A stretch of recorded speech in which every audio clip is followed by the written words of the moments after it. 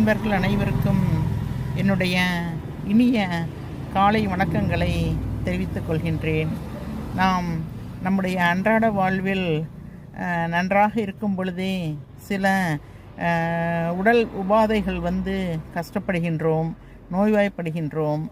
அவ்வாறு நம்மை நோயிலிருந்து மீட்க நாம் டாக்டரிடம் செல்கின்றோம், மருந்து மாத்திரைகளும் சாப்பிடுகின்றோம். ஆக அதற்கு பரிகாரமாக சில மந்திரங்களை சொன்னால் நாம் எடுக்கும் மந்திரங்கள், நாம் எடுக்கும் மாத்திரைகளுக்கு அந்த மந்திரங்களுடன் ஒத்துழைத்து நம்முடைய வியாதிகள் சீக்கிரமே குணமாகும்.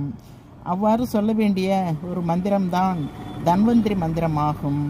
அந்த தன்வந்திரி மந்திரம் என்னவென்று இப்பொழுது பார்க்கலாம்.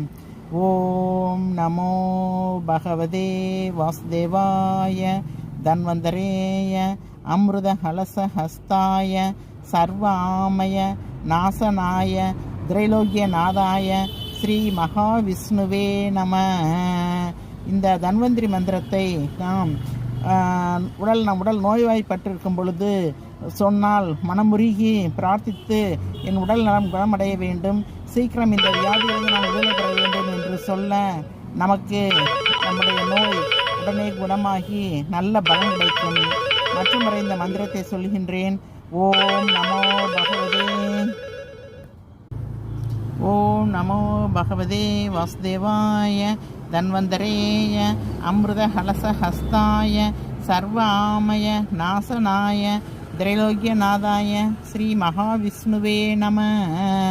ஓம் நமோ பகவதே வாசுதேவாய தன்வந்தரேய அமிர்த ஹலச ஹஸ்தாய சர்வ ஆமய நாசனாய திரைலோக்கிய நாதாய ஸ்ரீ மகாவிஷ்ணுவே நம.